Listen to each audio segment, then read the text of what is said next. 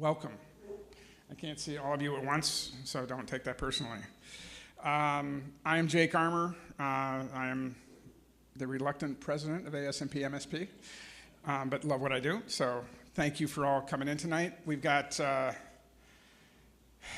we're going to explore the new frontier of AI and everything that is coming to our industry. Good, bad, ugly, opportunity, challenges. This amazing panel is going to shed some insights on all of it, hopefully. No guarantees, but we're here to show up, so that's what we're doing. We are live streaming, so behave within reason. Right now, we have 80 people registered for the event in person and over 50 people on live stream also registered. So this is one of our larger events. So thank you all. It's pretty exciting to do all this hard work in the background and then actually have the party happen, so thank you. I want to do a special thank you to Studio Q, Kristen back there in the pageant waiver. She's the owner and manager of this amazing facility, also one of ASMP's annual sponsors. And a little later, we'll be offering a wonderful perk that she's sharing with the community as well. So we'll get to that. Also, I just want a big thank you to Darlene, who is one of our ASMP board members, who's back in the control booth back there. She's one of our newer board members and has just taken this event by the reins and done some amazing work in the background. So I just want to thank you for all that hard work. And then the rest of the board, who's also been extremely supportive in the process. I want to also welcome and thank Tom Madry, who is number 2 from the end there. He's our ASMP National, hold on, I'm going to get this right. Of course I wrote, oh, Tom is our ASMP Chief Legal Officer and Head of National Content and Education. So we're crazy lucky to have him here on this crazy day. So thank you for coming in. I'm not trying to make you shine any brighter than the rest of this panel. I'm just giving you a shout out. So there you go. All of our programming around the year, throughout the year, is all only possible because of our sponsors. And we have annual sponsors that support us internally, and then we redirect that support to community events and learning and education and access and all that good stuff. So we really, all of the banners you see around here are our sponsors. Every one of them has a QR code if you're interested in more understanding what they can support you with through the industry. The food is brought to you by Mama Dosa. Their mother shop is at the Malcolm Yards Market. And then the beverages are all of it is made possible by our sponsors. So the financial support, this is a free event to everybody in the community. So we're really, again, thank you for the sponsorship support of all of that. All the banners have QR codes afterwards if you want to learn more about the services and resources that the various organizations have. So I'm going to just shout out the sponsors because that's what we need to do. West Photo is the best retail showroom in town for all your photographing needs and support. Studio 1414, studio rental support, and our newest sponsor, welcome Karen. She is somewhere. There she is. Thank you very much. Shelter Studios, space gear and delivery. I don't think Chris is here today. He had a previous commitment from that facility, but also another huge partner for us. Very busy. They are production workflow and image management and retouching. And also, I want to thank them directly. There he is at the end. That's Peter. He's the wizard behind the curtain at Very Busy. And they're also hosting our live stream tonight as well. So everyone is doing multiple support roles here. Sidecar, another great rental facility. They are studio rental and support. Studio Q, we've already spoke to them. They are studio rental and support as well, and partnering. Sony Imaging is pro support for those Sony shooters or those to-be Sony shooters. They've been a real asset to us, and also nationally, ASMP, they're a huge player in that whole network with education and learning And this event will be live, will be recorded and archived and posted on the national position as well for future access. And Rhino Studios is also an amazing rental studio and photo support rental facility here in Minneapolis. Sponsors are awesome. We're now going to split back. We want to amplify your brand on social media, but we need your permission. We're all about honoring copyright and rights in general. So for us to share your work, to repost your social media, which is something we love to do, but we have to have your permission. So you'll find there's a QR code all around on all the tables out there, and it's a 1-minute form that gives us permission to do so. We will not repost your work without it, but we really want to amplify everything you guys are doing. So if you're up for that, please do that, and we'll start weaving you guys into our feed. We have a mighty fine group of folks joining us tonight to explore the new creative landscape that's being shaped by AI. Thank you all for making time to support our greater community with your voice and insights, and I'm speaking to you folks. So we will be, after we complete the panel and do the Q&A, and we'll be turning off the live stream, we do have some wonderful door prizes, so if you have your pink ticket, hold on to it. If you need one, you can find one before we do that. We've got some pretty cool prizes to give away tonight. And with that, please welcome Kat Gallagher, a long-time, hold your applause, a long-time ASMP supporter and former ASMP MSP board member and tonight's moderator. She will introduce the panel, and they will, and will keep us on track. Let's get this thing going. Woo!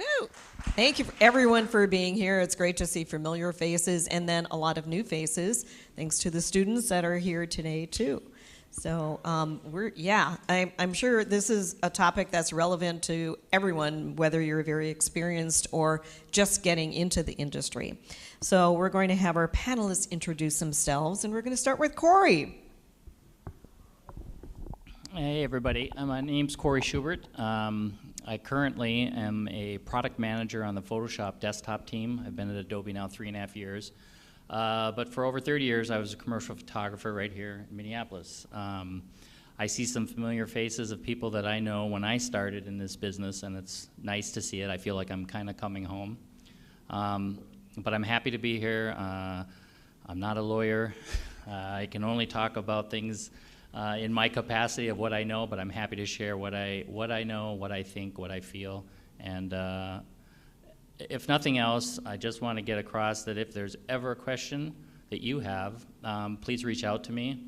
My email is schubert@adobe.com. That's S-H-U-B-E-R-T, and I'm happy to take any and all questions, answers, concerns, whatever. So feel free to reach out to me. Thanks. Right on. I'm Chris McDuffie. I've been a lifelong artist and fell into photography about 14 years ago when I started the business. While it started in stills, it's over the years moved much more into motion, and in the past 2 years aggressively into the AI space. And super excited to be here, very honored, and hoping to shed some light on this topic.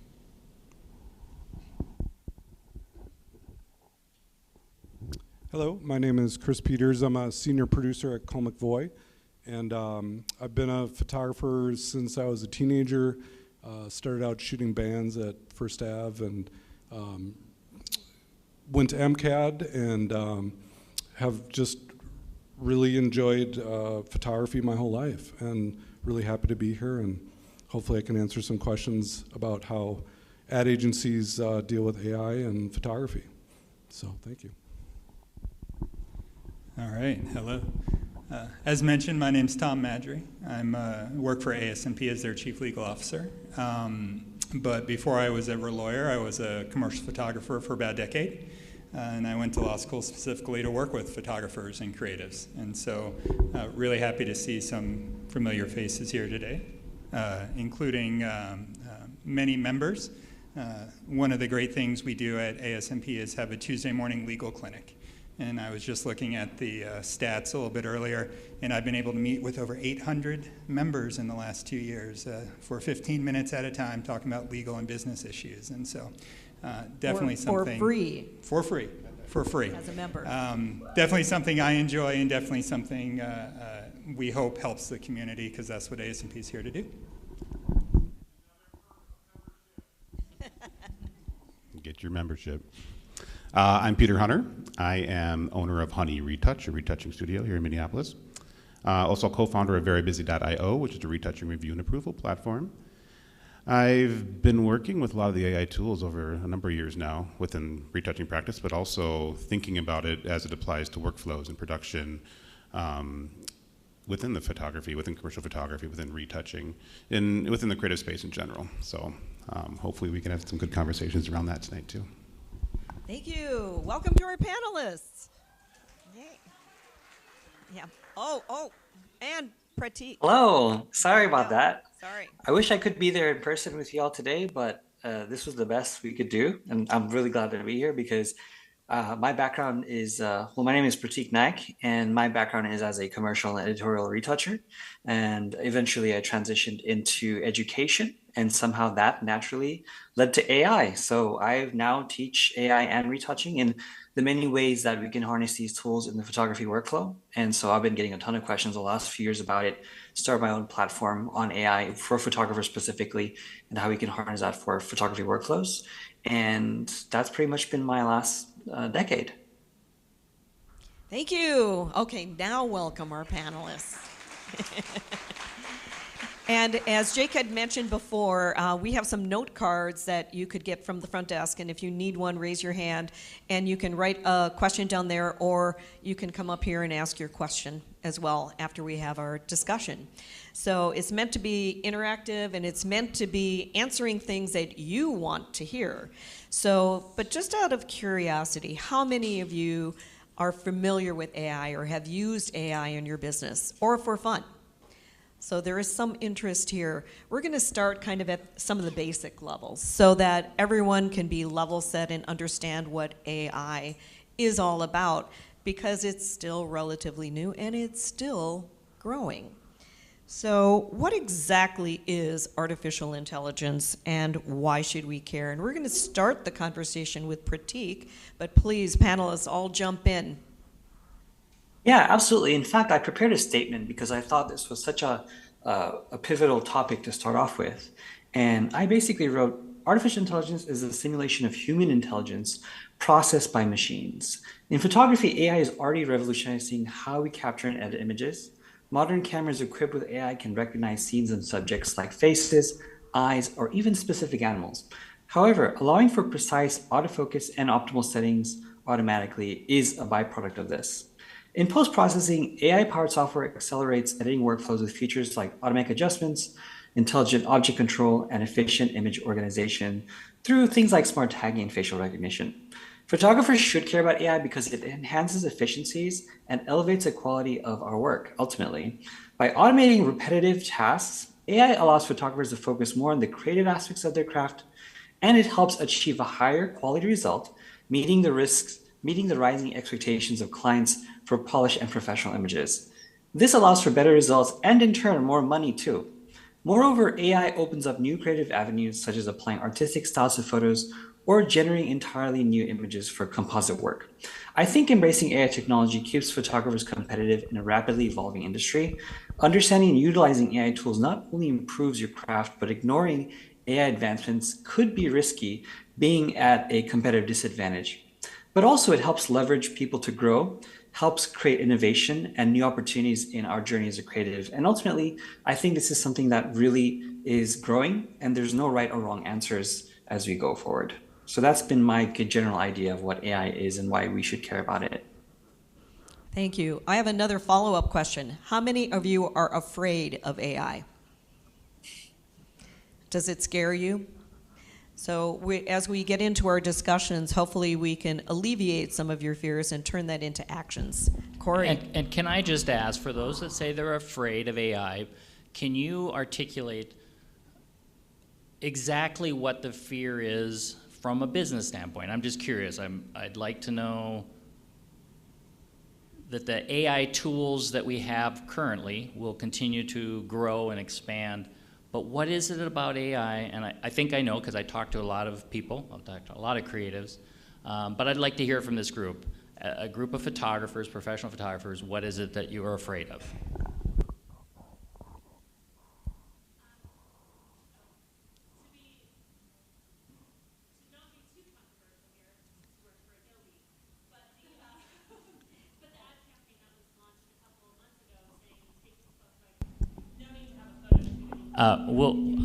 We're going to talk about that, I'm sure. We're going to because repeat your that- question because what she's saying, if it's not through the microphone, they're not going to be able to hear it on our stream. So she is hoping not to be too controversial, but talk about some of the discussions with Adobe. Yep. And we will touch that, don't. Next, yes, Aaron. The legality of copyright is another fear.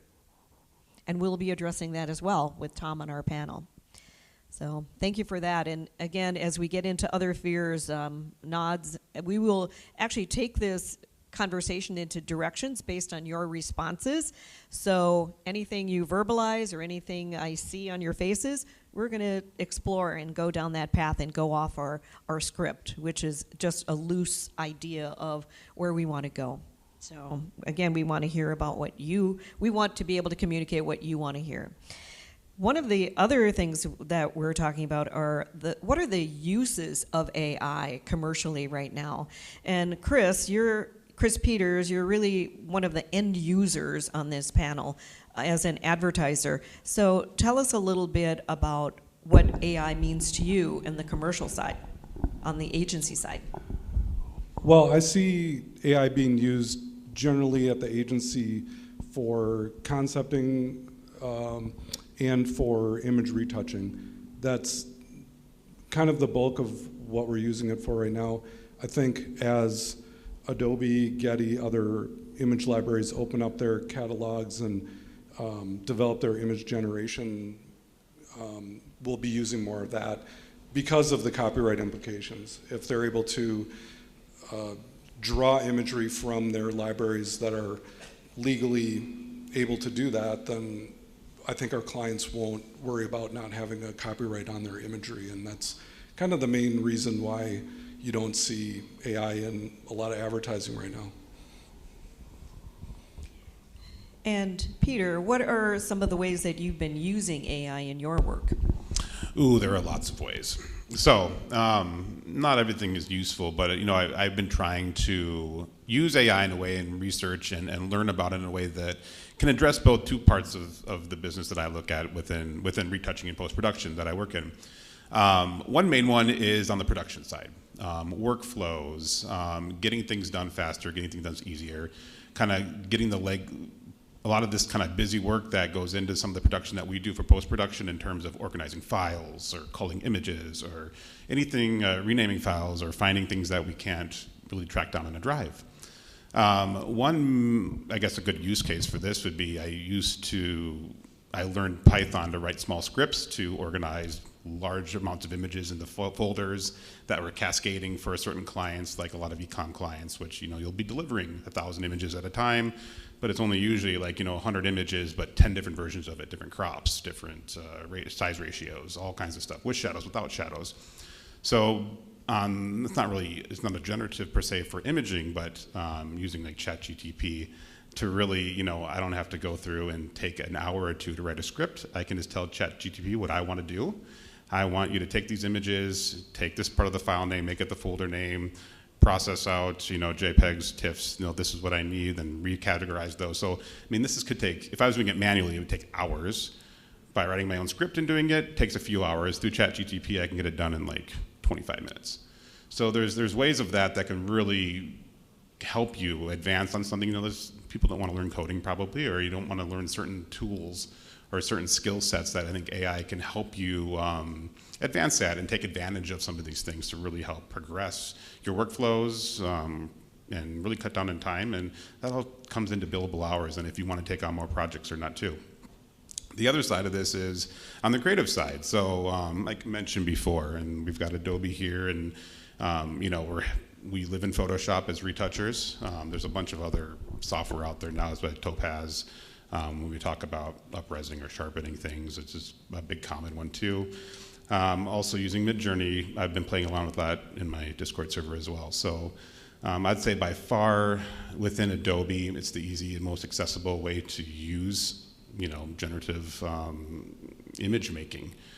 And as a retoucher, you mentioned at the agency you guys are using it for retouching and stuff like that. I think there's some, you got to understand its limitations still right now in terms of quality, resolution, and what it can and cannot be used for, but there are definitely some really useful use cases in terms of, image extensions, stuff where, maybe you were going to go out and buy a bunch of stock imagery to do composites or expand an image, expand a canvas, and you really got to put a lot of legwork to make these things work. Sometimes you can just now generate it by expanding your canvas. It's incredibly simple in certain ways if it's the right image to do it with. Most likely nowadays it's a blurred background, or an out of focus background that works the best with some more treatment on it. But I guess I could go deep into a lot of this stuff. I don't know if we want to really do that though. But yeah, so I mean, in terms of AI and in my practice, and I think of a lot of other retouchers or creatives are, there's kind of the process-based stuff that they want to work on for workflows and speeding up their time, getting rid of that busy work, but also part of the creation of the actual images and using the tools that we have right now within Photoshop and other programs to either make it faster or maybe do things that maybe you yourself weren't able to do with your skill set. Thank you. Chris McDuffie, how are you using that in filmmaking? Oh, goodness. Excuse me. ChatGPT works incredible for copy, for ideation, for scripting. My goodness. Midjourney works amazing for stills, even for just pitching to clients. If I'm trying to create a deck of an idea that I'm trying to pitch to a client, it works great for that. I recently debuted a feature documentary I've been working on for about 2 years out in New York a couple weeks ago, and over those 2 years we were waiting for Gen AI to get to a place where we could use it as B-roll, and for the longest time it looked like Legos or Play-Dohs. It wasn't there until a week before we turned over the film. I think Runway came out with Gen 3, and we were able to use that quite a bit as B-roll to retell the background of the story that we're using. I know a lot of people use it for storyboarding. Do you use it for storyboarding as well? Absolutely. But even more nuanced ways. For example, in DaVinci Resolve, having voice isolation. So in the film, for 3 or 4 days we shot in Dominican Republic, there are a lot of little, bikes and motos running around that were really noisy as we're doing these interviews. To be able to have voice isolation in DaVinci Resolve and completely block out all the motorcycles, it was an amazing tool. So, I think top to bottom, small scale to large, there's a lot of use for AI in filmmaking. So this is a question for anyone. One of the fears that I know people have is that it's taking away jobs rather than making jobs easier. What are your thoughts on that? It's both. My views now on AI are what they've always been. It's kind of 50-50. It's going to destroy the world or make it more incredible in a way that we've never imagined. There are going to be a lot of jobs that require people to do something very, very specific that are in danger. Let's be honest. If you've got something that you've got a hammer and your job is to hammer a nail, that's probably going to be in danger, but at the same time it's going to open up so many more opportunities for folks to create. And you had mentioned about the generations of the tools that have changed. So what are some of the advances that are on the horizon that will actually take it to that next level? We're going to start with Corey and Adobe. Probably a year and a half ago, I think, at one of our company meetings, the CEO, Shantanu, said, his philosophy was he thought that AI isn't going to get rid of jobs, but it'll make those who don't know how to use it maybe not as hireable. I think what we're dealing with right now is probably the newness of technology, which always comes with a little bit of scariness to it. But I think as an industry, As companies evolve with their technology, I try to separate it into two different things, and I think of what makes my job, if I'm a commercial photographer, and I still shoot quite a bit, what are tools that make my workflow easier? Like we talk about workflow. When I think of back in the day, I don't know if anybody was here when they used, when we came out with CS6 and Content Aware Fill. Okay, when Content Aware Fill came out, people's minds just went, oh my gosh, look at this. We can extend backgrounds and maintain the image in the middle. We can fill in areas. All of that was new technology that was really revolutionary at the time. And now we jump ahead to where we are today with GenFill and GenExpand. I use GenFill more for removal because it does such an amazing job. And so the technology that makes our work faster and better, I think is a good thing. And I think where we find a lot of the conflict is when we talk about creating something from nothing with text, right? This is an area that scares a lot of people, and rightly so. And I think when you talk to a room full of photographers, they have different passions, workflows, and concepts than a room full of graphic designers or illustrators or people that are using AI in different ways. And we've talked to a lot of people in different industries who actually love the ability to iterate and everything using AI tools to actually create a starting point. As an artist, probably that's not going to be the way you'd want to go, because you talk to an artist and they say there's no passion in writing a text prompt and getting art. Art needs to come from a person. It needs to come from your passions, your loves. So I think we're at that point right now where we're kind of separating or looking at what are the boundaries for AI, what will help me do my job better, faster, and what is maybe something I'm not going to use or I don't want to use. And I think that's for all of us to actually decide as we do our work. Thank you. Pratik, what are some of the most current tools that you're using, and what would you imagine you would like to see the AI be in the future? Yeah, I think that was a great point to piggyback off of, because having it becoming better and faster is seemingly the way forward. Like, for example, right now, if you're asking what tools you should know, of course, things like Adobe Firefly, Generative Fill, the remove tool in Photoshop even, things like that are really supplemental to our work, especially things like ChatGPT, because, it's evolved to a point where it's almost thinking now where, the latest model, which is O1 Preview, is so incredible at really brainstorming complex situations. So even using it in your photography business to try to brainstorm ideas and workarounds to situations that you might be stuck in, that you might not have a mentor to ask, it can be that mentor for you.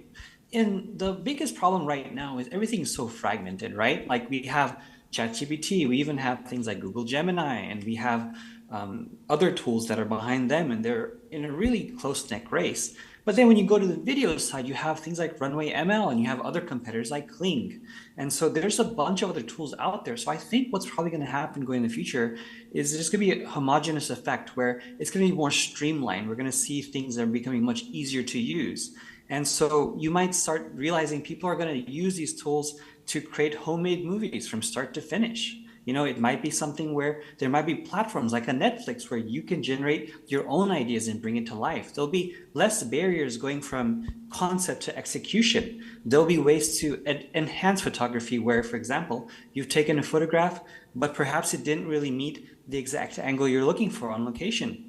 You could modify that later. So I think ultimately it comes down to the fact that these advances will help improve our vision come out quicker with less barriers in a much faster way. Because right now we're hampered by the processing times as well and the cost of it. And like, Sam Altman said, the cost of knowledge, the cost of processing is depreciating so fast that it's going to be incredible the processing speeds that we'll have, even on our phones, even on smaller devices that can do so much. So ultimately, I think on the horizon, we're going to see a lot more creatives enter a field because they're going to be empowered to express themselves in a way that we've never been able to do, because we've been barricaded a lot by the cost, the education time, and so forth. So I think that's kind of where my mind is going to go, where we're headed towards the future.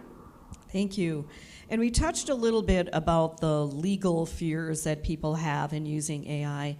And I think that's something that we need to address is what should we be afraid of? What are the things that photographers can do to mitigate some of those fears? And we'll start with Tom. Yeah, I feel like I might be a wet blanket on the panel, and it's not because I'm anti-AI or anti-technology, it's because I represent 7,000 working photographers who call me with their fears, who have lost jobs, who are in trouble in their businesses. I was talking with a photographer earlier today who was telling me about one of their clients who is excited about all the new AI tools that are out there because now they can try those on their own. Now, the hope is that they come back to the photographer, but the reality is that that's not 100% of the time going to happen. And I want to make just a couple, and cut me off because I am a lawyer, so I'll keep talking. But it's very important to make a distinction between generative AI. Is that me? No, that's all right. Okay, I can do that. Make a distinction between generative AI and AI and machine learning in general, right? Because with generative AI, we're creating things that didn't exist previously. It's generating. And I'll be unequivocal about this, and I'll say that the massive ingestion of essentially every photograph that was on the web that occurred in the last 3 years is the greatest theft of intellectual property that's ever occurred in history, period. And every company that has a model was part of that, frankly. And there are things that I look at as a lawyer that I split into half. I look at the ingestion side of AI and the output side, and they both have their challenges. The ingestion side is harder to deal with, but easier to understand at the moment. What I mean by that is we now know, and Adobe is a great example of a company that is coming out and being proactive with saying that what they're using, the images they're using in their models are images that are released and are part of that, are there in an appropriate way. But I know that my images are in many of these training models, and I know that I never told anyone that they could do that. There's a lot of lawsuits right now about this. Those are scary lawsuits because if a court were to find that this type of use is what's known as a fair use in the law, then the floodgates are kind of open, right? That's concerning. Now, the second half of this is the output side. And when we talk about the output side, the thing I want you to think about is copyright. Because I talk to the Copyright Office every few weeks right now. And they are very clear that to be a work that is copyrightable, it has to have substantial human involvement in its creation. A generative AI work created from a text prompt is not copyrightable, period. The Copyright Office will not give you a copyright for it. But now let's back up 1 second and say you're working for a multinational corporation and they've asked you to do a photo shoot and you haven't disclosed to them that you're using generative AI tools in what you're doing. You could be giving them work product that they can't protect from a legal standpoint because there isn't a copyright on the generative AI part of whatever that image is. And so you run into a situation where photographers are going to get sued. They're going to get sued by their clients because their clients are going to say, you didn't disclose to me that you were using generative fill on 40% of this image. And as a photographer, who would think of doing that? We would never say we're using content-aware fill to our clients because that's not a thing we think about. But the Copyright Office will say that's not copyrightable material. That's a concern, right? So those are a few of the legal challenges. I'm lucky enough to work every week with other organizations like the Authors Guild and many other groups that are the Graphic Artists Guild that are in different disciplines than photography. And we are all worried about different parts of the same thing, right? You can talk to our friends over at the National Press Photographers Association, NPPA, generative AI doesn't have a place in photojournalism. I mean, I think we can agree on that as an idea. So there are things that we look at from the legal perspective that are very important. Truth in labeling, making sure that if something is created with generative AI, it's labeled as such. And this isn't because we don't want to be involved in technology, because everyone on the panel here gave great examples of how AI can be used in your workflow to help support your business. And we love that. We want that. But we also want to make sure that we're all on an even playing field and we all know what we're looking at, right? I think that's an important piece. Well, knowing that, Chris Peters, from the client side, are there reservations in using AI, and does that parallel things that Tom is talking about? Yeah, for sure. I think our clients are worried about the truthfulness of their ads representing their products. They don't want to come across and have a generative image represent their brand. It can destroy the trust that people have for advertising in general. So that's very important for sure. And what can photographers do besides the disclaimer saying that this is generative AI? What can photographers do to protect their work from being used by someone else without their permission? Yeah, that's a very important question. We are now just starting to recommend that photographers and all creatives put into their contracts clauses that talk about you cannot use this work for AI training models in the future. I think that's an important piece. Some of these things everything is still very much in flux, and a lot of this relates to these lawsuits, right? Because how do you protect yourself in a world where the law says you can't protect yourself? Because if some of these lawsuits come out and these say that it's fair use and some of these other arguments that are being espoused by the AI companies, you run into a situation where it doesn't matter what you write in a contract, right? Now, that's how you protect people from using your work in, for example, an AI training model. But you also need to be putting into your contracts the things we're talking about, like disclosing to clients how you're using generative AI tools in your business right now. And I think that's really hard because many of these tools include the word generative, like generative fill, but many don't. And you could be using tools right now that have generative AI underpinnings that you may not know off the top of your head do. And if you're doing that, then you run into the same copyright issues and all of those other things that we talked about a minute ago. And if you're sitting there thinking, well, what the hell do? I don't have a great answer at the moment, because there are going to be situations that we run into that are novel and new. We're running into them every day. I'm hearing from photographers every day who are running into these situations. And I will just give one quick anecdote, if I can. Talked to a photographer the other day, and the photographer had a really wonderful question. And the question was this: hey, my client wants me to come and photograph a bunch of models. He's going to source the models. He says they don't need model releases because he's going to just go into a Gen AI program and change all their faces so they don't exist as people anymore. I mean, now, I think we're just barely there to where the technology is such that makes sense. But if your client came and said that to you, what do you even do? If you have relationships with talent agencies, if you have relationships with clients about these issues, you need to be thinking about this stuff. And unfortunately, most photographers aren't thinking about it. It is exciting technology, but you have to protect yourself. And if somebody is creating something using generative AI and no one owns it, then does that mean it is up for grabs? Anyone can use it? Yeah, anyone can use it. And the way to think about it is not that anyone can use it from your perspective as a photographer. It's anyone can use it who's a competitor of your client can use it, right? And all of a sudden things stop having the protection that we never had to think about this before. This question didn't exist.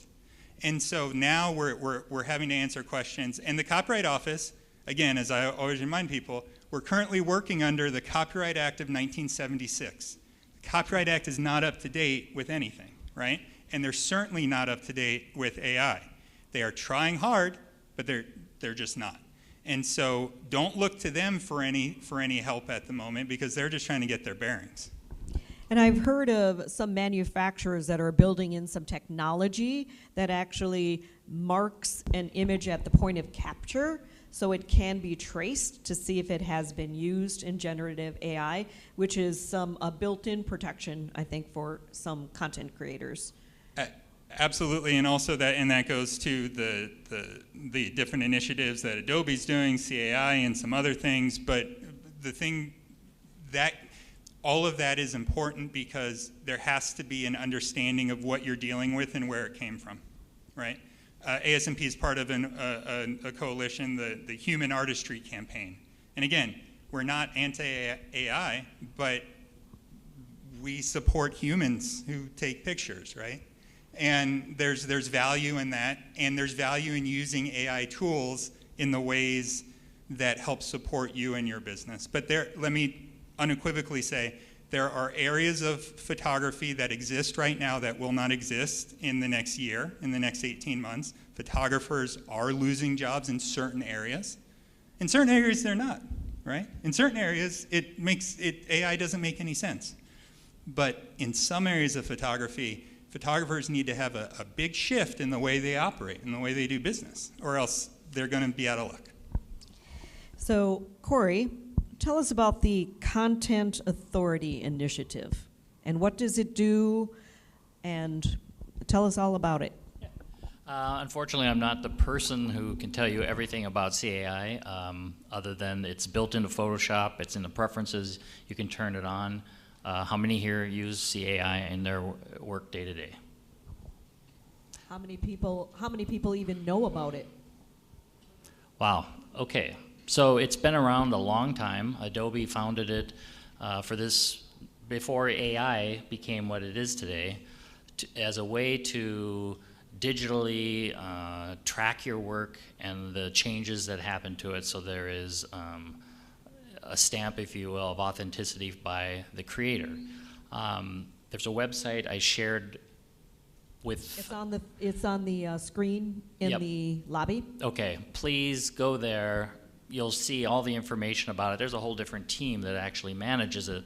But it was an initiative that Adobe tried to say, we care about content creators, because we do, and how can we help in this process? And I think there's, I don't know how many organizations have partnered with Adobe in this. It's become quite a big initiative. And I'll just say one thing about AI and what Adobe has tried to do. Again, I'm not a lawyer. I can't speak as a lawyer, but I can speak as a photographer and now as an employee. Adobe tried to be different than the other competitors out there, and we all know who they are. Instead of scouring the web, Adobe said, we will use the images that are in public domain, and we will use the images in our stock library, which if you upload images to stock library and select that your images can be trained by our AI. So that's how Adobe tried to be different. We're not going to go out and just scrape the web. But as we've talked about, as AI is so new, everyone's trying to do the right thing, at least on the Adobe side. And if there's mistakes, we're trying to adjust them and make the proper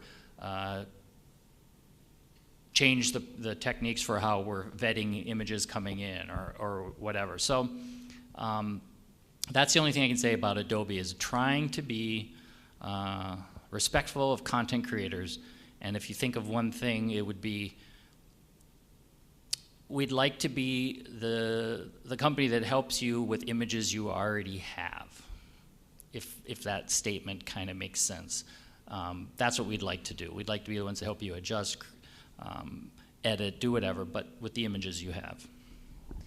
And follow-up question on that is kind of addressing some of the fears too on Adobe, your response on the letter writing ad that came out from your marketing department. Exactly. I was a little worried about coming today, I'll just be honest. It's been a rough summer for Adobe. It all started with the terms of service update, and a lot of people saw changes to the TOS, and a lot of it was misinformation that just blew up and spread. So we created an updated TOS which tries to explain some things. Some people didn't buy that, and then the ad came out. Skip the photo shoot, use Generative, whatever it was. I can tell you, none of us on the Photoshop team had anything to do with that ad, and when we saw it, we were like, what the hell? I mean, it was quite a shock, and I can only say, but I don't know who made it, or whatever, it doesn't matter.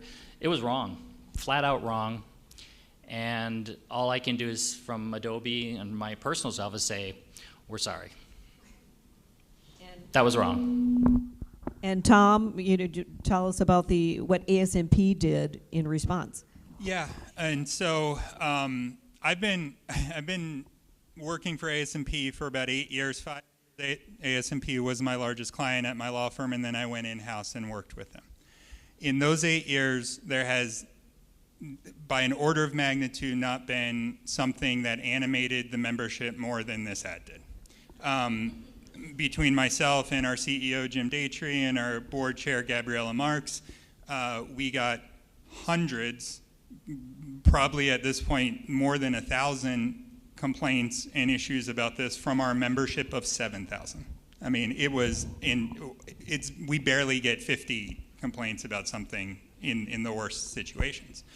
So we wrote an open letter to Adobe, and I think the letter encapsulated a lot of what our board was feeling, and a lot of what our membership was feeling, and a lot of what we were hearing from the members. And it was, I mean, the gist of it was, Adobe, you too? Like, come on, we're getting it from all sides, and we love Adobe, because every photographer uses Adobe for everything. I mean, I did when I was in photography. I mean, this is decades and decades. We love Adobe, and it was like, now Adobe, you want to get rid of photographers, right? That was the sentiment. Now let me fast forward one little bit and say that within 48 hours, we had heard at the CEO level, at my level, from Adobe. Within a week, we had our first meetings with Adobe. And we've been talking to Adobe regularly since that letter came out, and there has been no other company that has addressed these issues with ASMP and, and its membership in a more proactive and a more straightforward way than Adobe. And whether it's the CAI initiative, which I've been on some great panels with, that's important. The response to this is important. And the way Adobe's handled it has been as good as a company could handle the letter that we sent them, right?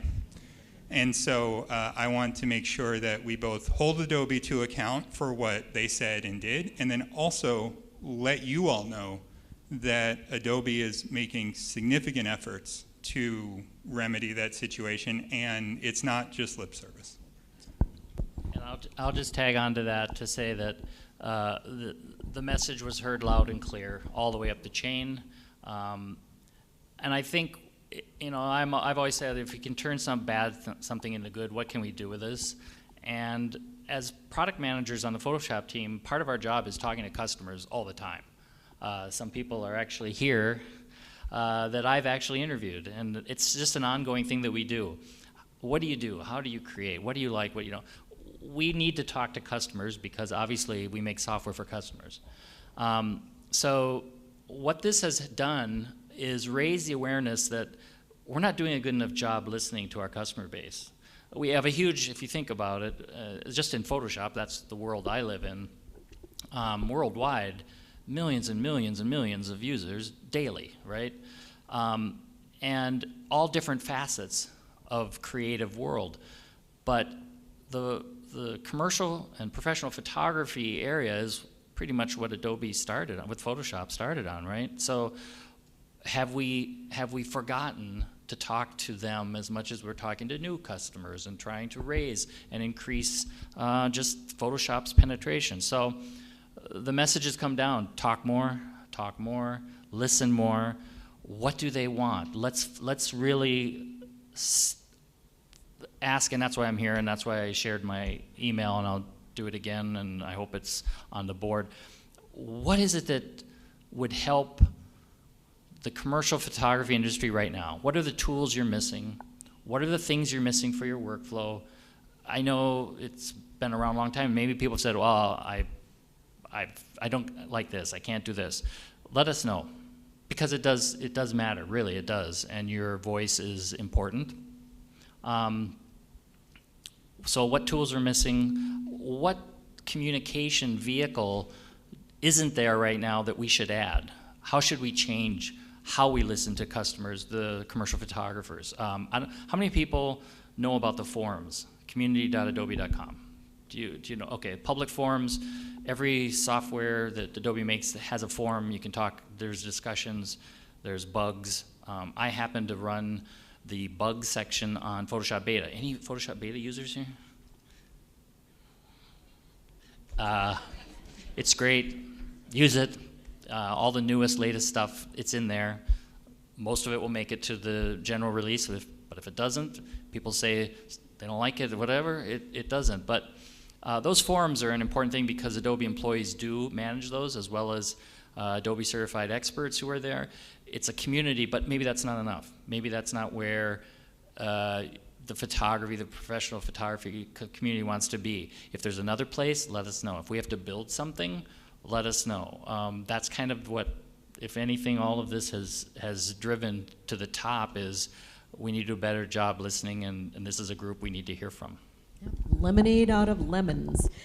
Now, Pratik is going to walk us through a little bit of generative AI.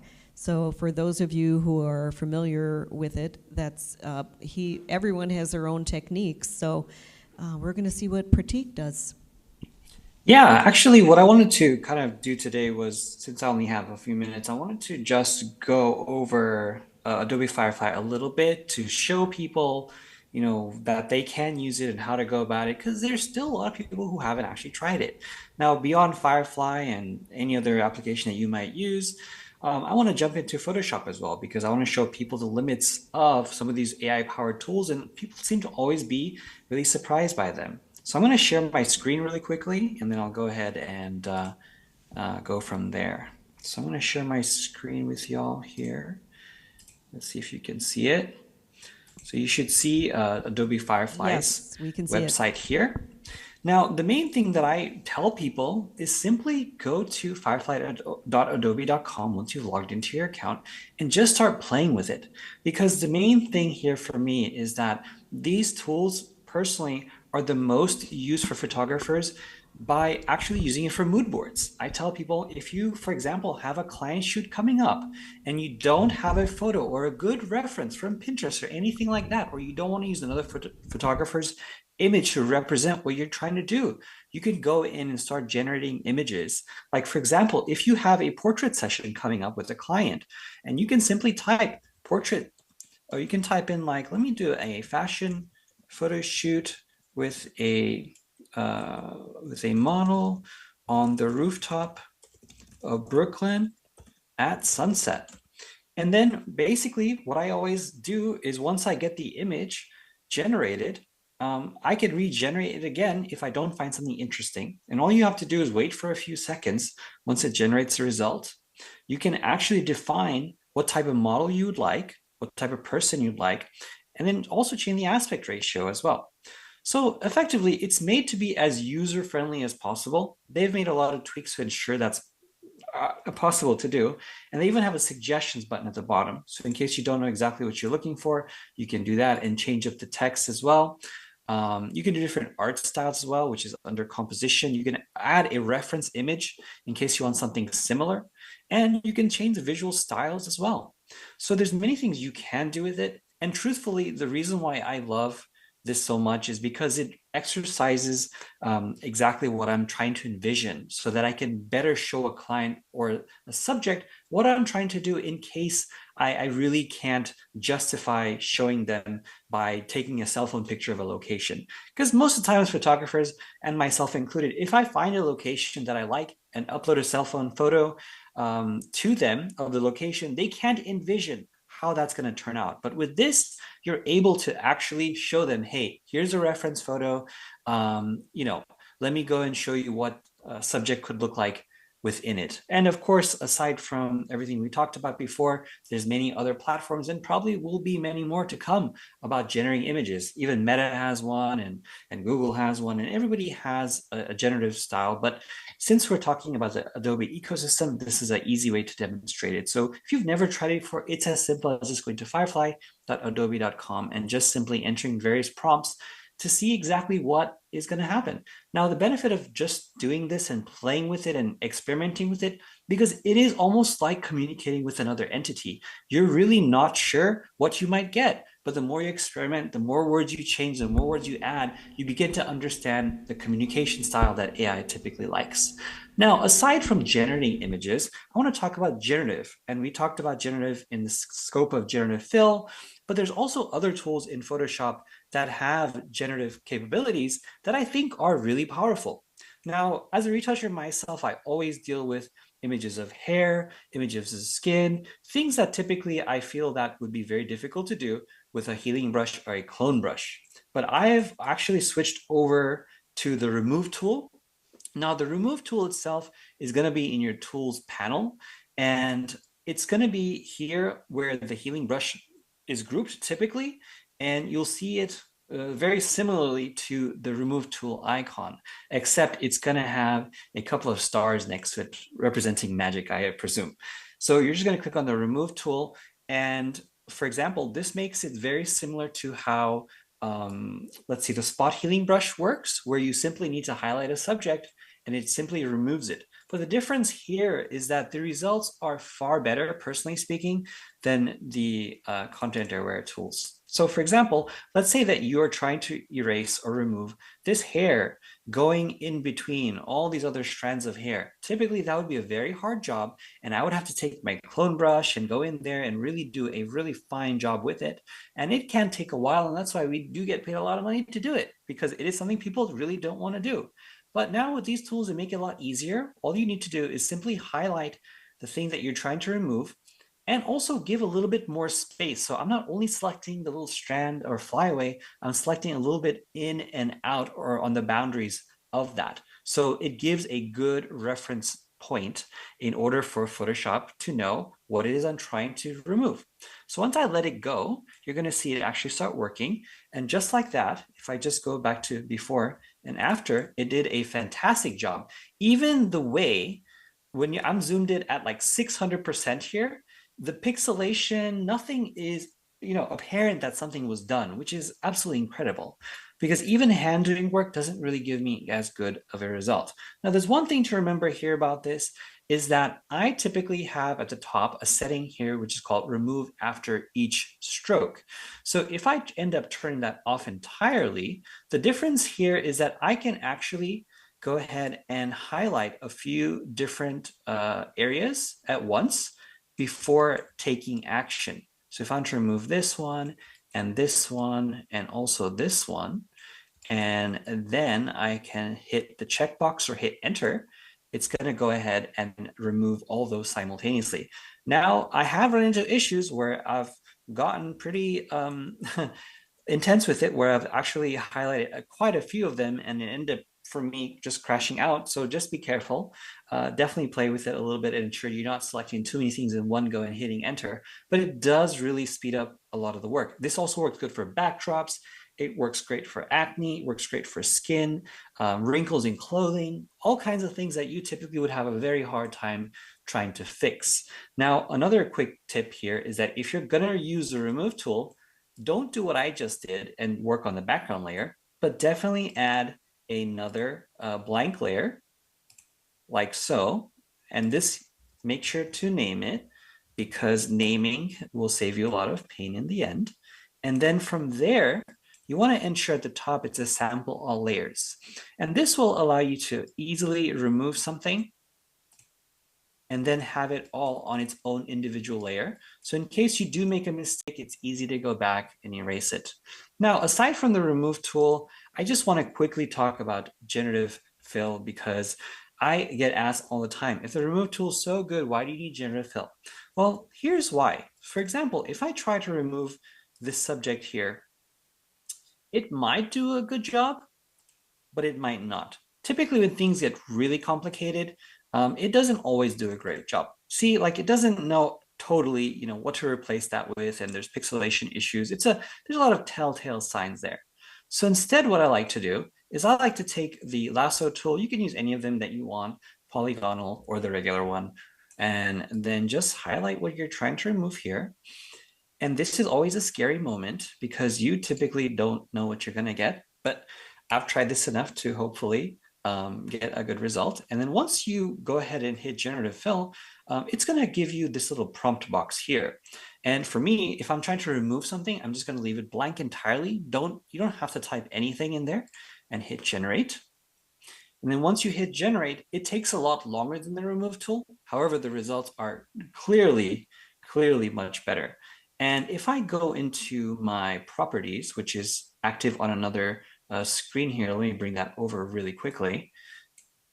Under the properties dialog box here, you're going to see 3 different variations. Here's what a lot of people don't know, is these are 3 different variations that you can cycle through in case you don't like it. Now, if you don't like any of these, you can hit generate again and create more variations. So you'll have 6 or 9 to play from. And ultimately, that's how I decide whether or not I want to use remove tool or generative fill when it comes to these 2 different tools. Again, keep in mind that generative fill does take a lot longer than the remove tool, but the results are more accurate. However, if you're trying to do a lot of work like stray hairs, give the remove tool a chance because you'll be able to get a lot more done in a much faster time. So that's kind of my quick and speedy overview of some of these generative features that I think are worth noting and worth considering. So give it a play and I'll be curious to see how you like it. Thank you, Pratik. Peter, you were nodding a lot during that. Are those some of the similar tools you're using, or what other tools you use? Yeah, definitely. One caveat, with a lot of these tools too is, the smaller areas you're working on, of course, right now, there's a limit to what you can, especially with generative fill and such, that you can actually generate. I think it's correct me if I'm wrong, is it 2,000 pixels by 2,000 pixels? Yeah, 2K.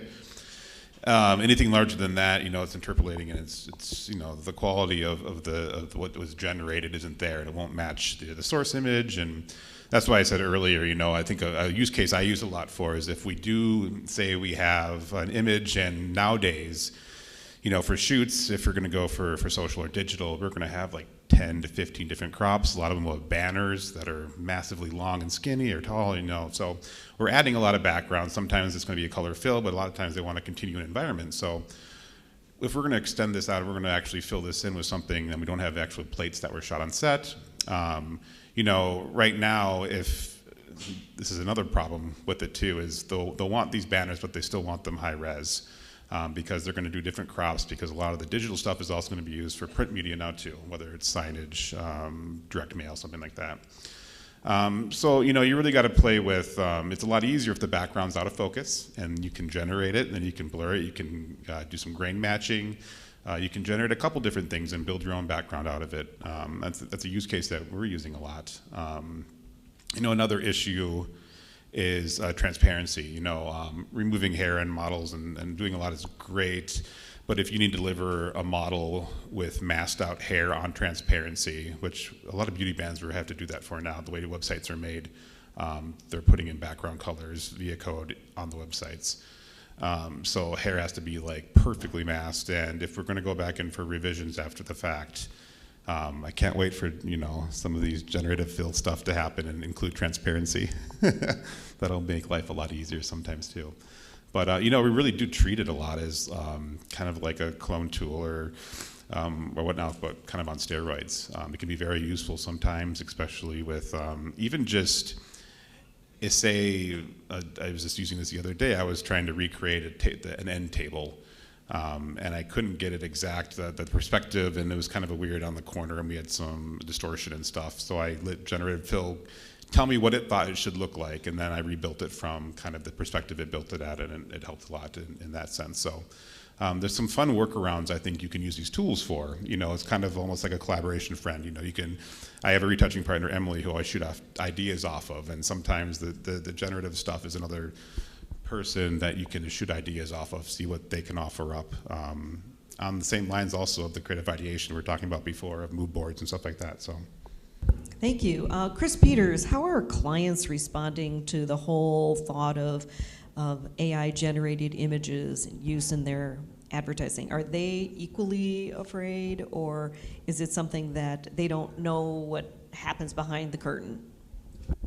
No, I think they're very aware. I think our clients are extremely cautious right now. Obviously, everyone's in touch with their lawyers and trying to figure out what can and can't be done. And obviously, there's still a lot of lawsuits out there happening. So I think everyone is very careful about implementing AI in ways that may be illegal, that may be border on biases that AI programs have. We don't want to obviously use anything that's gender or race or any sort of bias like that sometimes those AI programs come up with. So yeah, I think it takes people to just be extra careful when they're using these tools, know what they're capable of, and be responsible with them. But they are tools, and I think, as Chris said, there may be some jobs that are lost, but I think if you become comfortable with them and use them to your advantage and know how to use them, they're a wonderful tool that can totally enhance your work. Now let's talk about money. How do you price something like that? How do you, if you're spending hours and hours on an image, Peter, and I mean, how do you charge for that? And then even if it's AI generative, how do you charge for that and you don't even own it? Actually, it's interesting because for the first time last week was one of the first times we actually charged for an AI generative thing. And you're gonna have to tell me if this is right or not.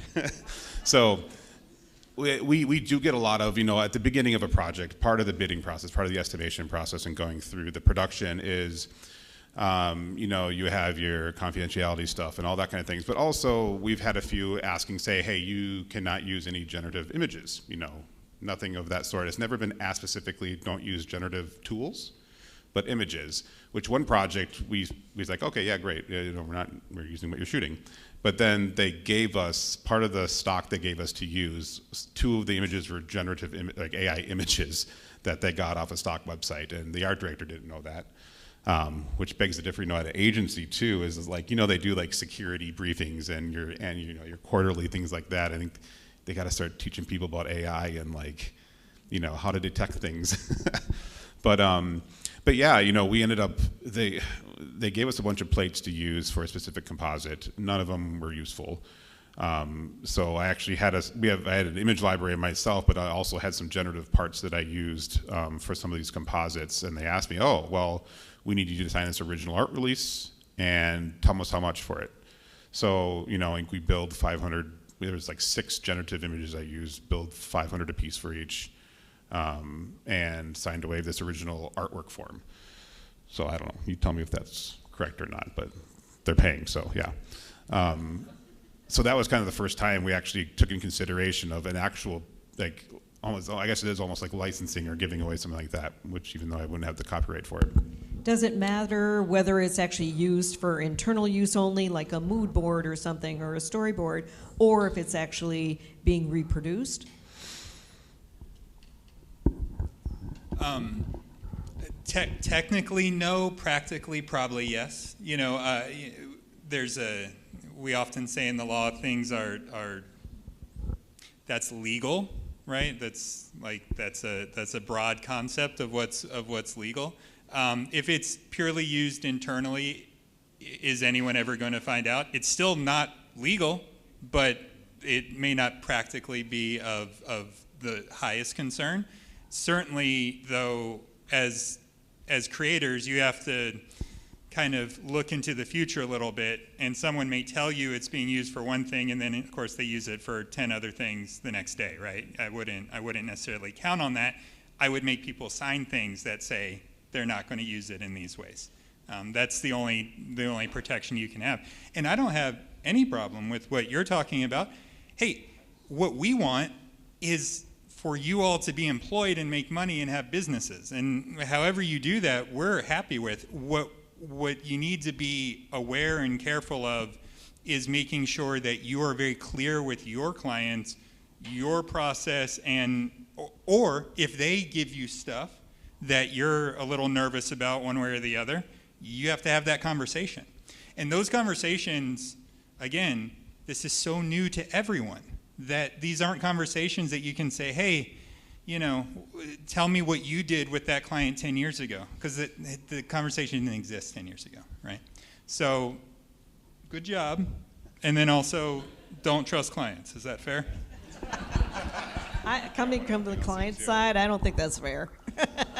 One other note on the money side of it too is AI, it does kind of factor into when you're actually estimating a project, and whether it be retouching or maybe the photography part, like if you know how you're going to produce a specific image, you know the tools you want to use, the process you want to use, and perhaps if AI is part of that, you could do it faster. And then you decide, hey, I'm going to upcharge for that because I'm doing it faster, or I'm going to give them a break and just, you know, I guess it will depend on the project, maybe depend on what you're actually doing.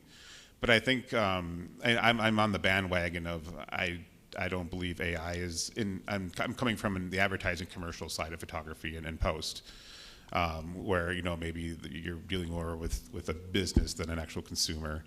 But I don't feel my job's threatened, or a lot of the commercial photographers' jobs are threatened in that sense. And the amount of work that goes into a production and building these images.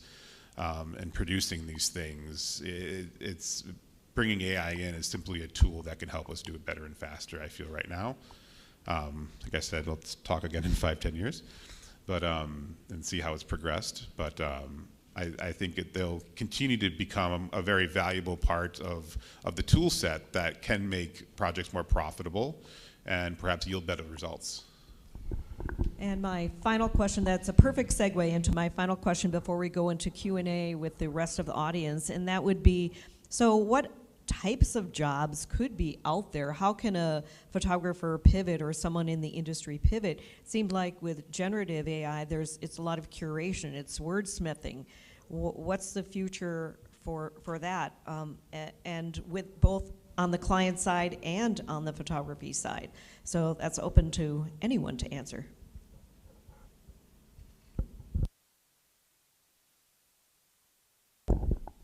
Oh, did you have something to say? Or No, were you go passing ahead. along to me? Yeah. Great question. The thing that immediately comes to mind for me, I was in a photo gallery a couple of years ago, maybe a year and a half ago, like kind of early on in Gen AI. The thing that I appreciated about the gallery, the pictures, whatever, the history behind it, the creators that were doing cool stuff. The other part of my brain, because I was so heavy and aggressive in Midjourney at the time, was looking at all these photos and thinking, how would I prompt this? Would it be this was a grainy Polaroid 1950s photo? There's a solar flare. I just couldn't get out of my brain. Like, how would I put this into words that I would output something that's similar to that? And then I went to Target. I was with my daughter, and we were going through Target, and then we were seeing all of these graphic T-shirts. It was the same thing. It was like, oh, this is like a Frida Kahlo kind of esque design. Like, how would I prompt this into Midjourney to get something similar? I feel that all of the traditional skill sets that you have, they just transition in another way into AI. How can you apply what you've already learned into this new AI space? Well, tools like Midjourney, you can actually upload your own image and then modify it from there. So Tom, is that owned by the creator then? No, it's not. And this, I had a great question before this started, and it was, if I have a training library of only my images, and then I create images using generative AI from that library that is only my stuff, do I now own the copyright? No, you don't. Because that's not what the Copyright Office is looking at. They're looking at the creation of that image. Was there substantial human involvement in that creation, not what's in the library? The question wasn't what's in the library when it comes to the output copyrightability. So you could have a training library of entirely your images, no one else's images in there. You don't own the copyright to what's created because you didn't create it. The AI model created it, right? And I'll answer the question you posed, Kat, just a little bit differently in terms of what photographers can do when they pivot. I think what photographers need to be doing right now is working on their soft skills, their writing, and their storytelling, because you need to explain to your clients why you matter, why hiring you at your prices is better than doing it themselves, what they think is free. And you have to be able to tell that story effectively. You also need to be able to embrace this technology because it's here. I mean, if people come up to me and they email me and they say, well, I'm never going to use AI, that makes me feel like if someone came up today and said, I'm only going to shoot black and white negatives, that I'm only going to print in my darkroom, right? That I said that back when I was in photography school. I was like, I'm going to be a fine artist, and that's ridiculous. That's 10 years from now, we'll say that's ridiculous if you say I'm never going to use AI tools. They're here, they're tools, use them, but understand all the other stuff we've talked about today. And here's the fact, it's new, we're gonna make mistakes. And we'll, like everything else when it first came out, we make mistakes and then we adapt and adjust. Corey. I guess one thing I'd say, going back to my commercial photography days, and I'm sure everyone here can go, oh yeah, of course. How many times have you been on a shoot with a client there? You lit it, you set up the shot as you thought it should be based on whatever, and by the end of the day, you've done 5 or 6 different lighting setups, you've changed things, and you almost come back to where you started, right? Because so much of a photo session, to me, is the human interaction of trying to pull an image, an idea, a concept from somebody's brain into your brain, and then translate it on screen. And so I hope, and it would be my vision for AI that it can never replace 2 people talking about something and saying, this is what I want, and then shooting it and they're like, oh, can we just turn it a little bit here? Oh no, I click a button and AI does it. I would still like to say that I hope we can still have that interaction, no matter how we use and what tools we use, that it's people combining to create something, whether they're remote, whether they're wherever, but we still need to be able to adjust and be able to change something or be able to say, well, that looked really good there, but it would look better here, and oh, you're right, that's great, and then that's what we capture. It's not so much the starting with a blank canvas and just hitting a button and, oh, we're done, the photo shoot's done. I hope we never get to that because that's not what I would like to do, and I'm sure everyone here agrees. Thank you. And now, if you have a question on a card, lift it up and then Trey will come and collect them. I have a question for Christine Haykans from MCTC, Minneapolis College. And that is, Christine, come on up here for a moment. What do your students want to know about AI, and what are you doing at the school to help adjust? Well, there are a number of students here, so we could ask them what they want to know about AI. But as far as what we're doing at the college, for our photo studio classes, for our practical classes, we're fully invested in Adobe, right? So learning the Adobe tools, generative AI, we're teaching it in our software classes. We use Lightroom also. So on a software level, we're using the AI functionality within Lightroom as well. So And then the conversations that we have around AI and, you know, when it's okay to use in projects and when it's not okay to use. You know, I really set, you know, when we're in school, I'm really setting the parameters on when you can use AI to create certain things, right? So some projects you can use it, some projects you can't. So, you know, in school, we're really defining things more specifically. So that's within studio. Now, when we're in the liberal arts side, when people are writing papers and this type of thing, that's a whole other can of worms. Thank you. I'm sure that's, again, it's a hot topic at many schools right now. Here are some of your questions. How will AI affect the future for videographers? Chris McDuffie. I think in the same way as stills. I think that the video has been a few generations behind the advancements of stills, but all the same problems are there, or solutions. I personally, as far as things that I've been seeing, even like less expensive VFX in Gen AI and video, to me excites me. Like to be able to create something that would be very complex and very expensive and it'd be a whole post house. It's like, could I do this small crowd shot and runway where I'm just on a green screen in my living room jumping up and down, and then I replicate myself about 50 times, and now I've got a crowd shot because I'm not well versed in Maya or any other 3D program. But is there a cheaper way that I can do this, an easier way that I can do this? I think all the same problems or solutions that we've seen in stills for Gen AI, we're going to see in film and video. Thanks for that. I just thought of another question that would be ownership again. So let's say you're doing something and you're the creator, you own your image in that regard. Now you have an image that is using these tools and you use Peter and you use Pratik.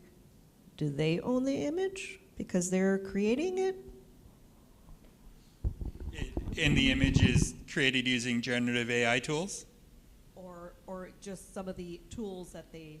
Yeah, no one owns it. It's ownerless. You know, the closest example, and this is something that the Copyright Office has, you know, do we remember the case where the monkey took the photograph? And the question was, who owns the photograph? The guy who owns the camera or the monkey who stole it and pressed the button? The AI is viewed the same way. The Copyright Office says, no, has to be human who presses the button.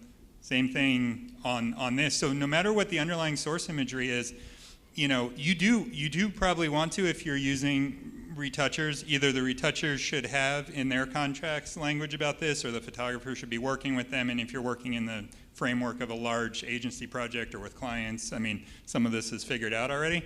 But yeah, that's an important question. Got one question on that one too. So piggybacking off of that, as retouchers, you know, I charge for usage on heavy composite stuff where we're really revamping and recreating an image from scratch from a bunch of plates.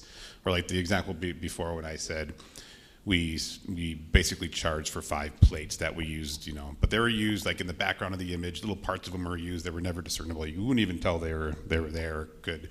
And I know for this overall copyright, like if you were to take a picture but you changed it like 60% of its identity or it wasn't recognizable anymore, is it still a copyrightable thing? Or could you still be addressed as saying, hey, you took copyrighted content and reproduced it?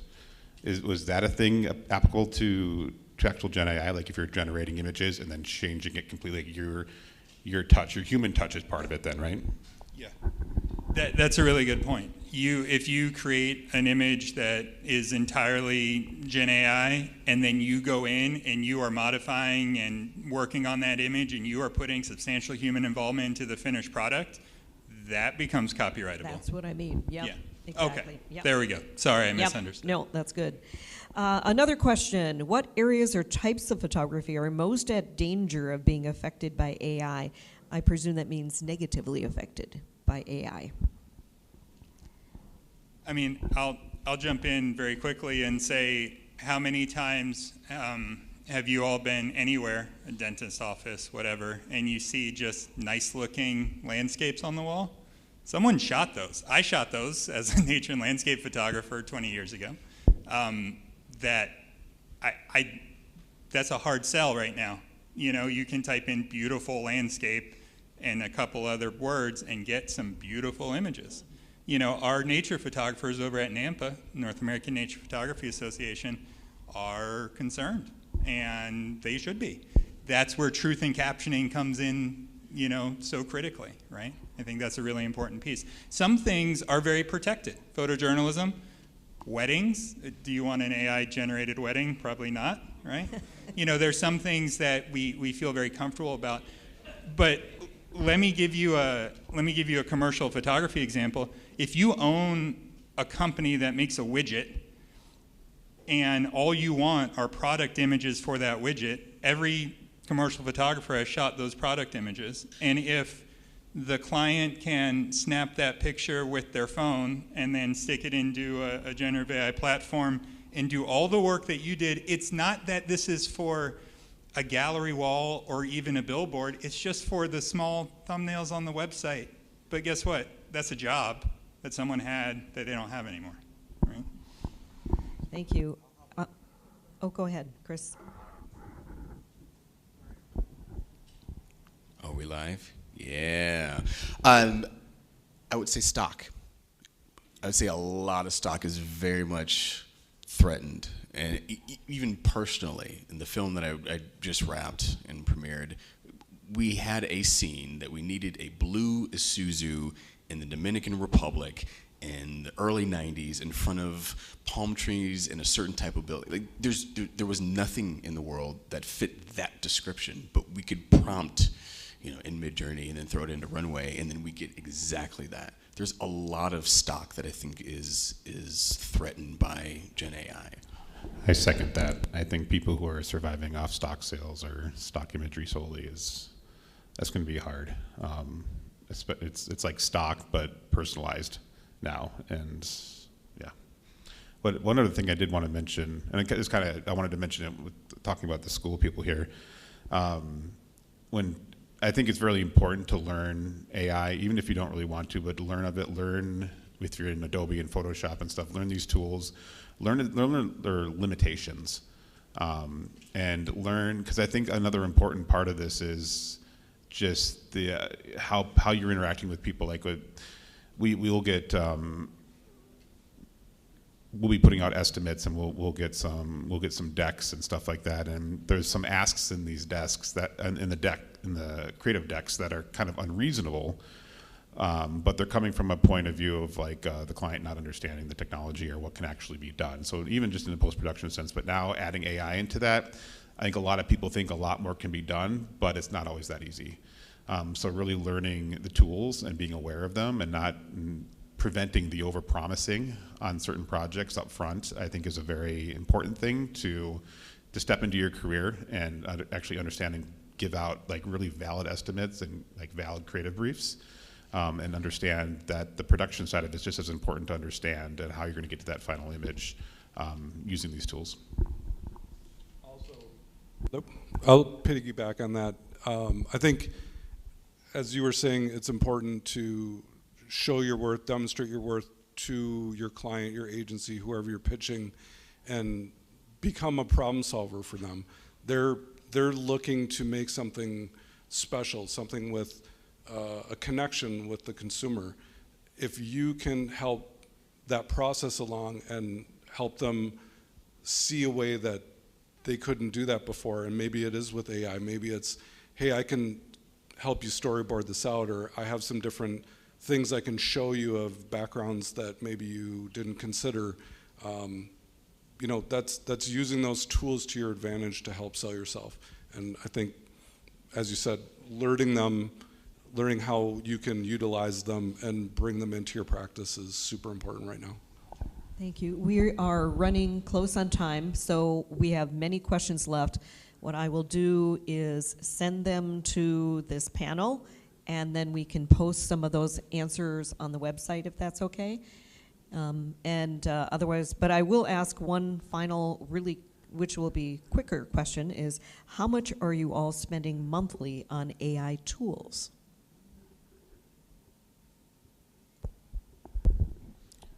Yeah, I think, well, we have our Adobe subscription, you know, which is like, I don't know, we have the bit, it's like 200 some bucks a month, and then ChatGPT I think is 25. I bet there's some other AI enabled things I'm paying for that I don't even know about. So like, yeah, I don't know. That's what I think I'm spending, but who knows? Chris? I'm lucky enough that my company pays for all my AI tools, but the ones I rely on most are the Adobe suite. I use mostly Lightroom, Photoshop. The Topaz applications are wonderful. Their software to help res up images is really powerful. I use that quite a bit. And their sharpness application is great for things that are blurry or out of focus. ChatGPT, I use it quite a bit as well, just for daily tasks. So those are my main ones. Yeah. Anyone else? AI specifically, I don't know, maybe $100. ChatGPT, 11 Labs for voice, Adobe, Midjourney, Runway. I think there's a lot of Gen AI in everything now, and there's a lot of peaks and plateaus where everybody's kind of competing for the same type of services. So I'd really be curious in another 6 to 12 months to revisit that question and see what that looks like. Exactly. Yeah, will prices go up or will they actually go down? So thank you to our panelists. Very informative. And thanks to all of you for coming. And now we have door prizes. So I just want to reiterate the profound thank you to the panel in particular for not only your depth of knowledge, but your transparency and honesty in the journey, because it's part of it. So we're going to wrap up the live stream now, but don't go anywhere. Those who are in the house, we have some good things to pass along. Found this fruitful and full of value. That's what ASMP is hopefully all about. We're not selling fruit, but we're selling wisdom.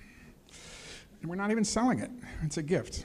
Anyway, enough. Thank you all. And again, give these folks an amazing round.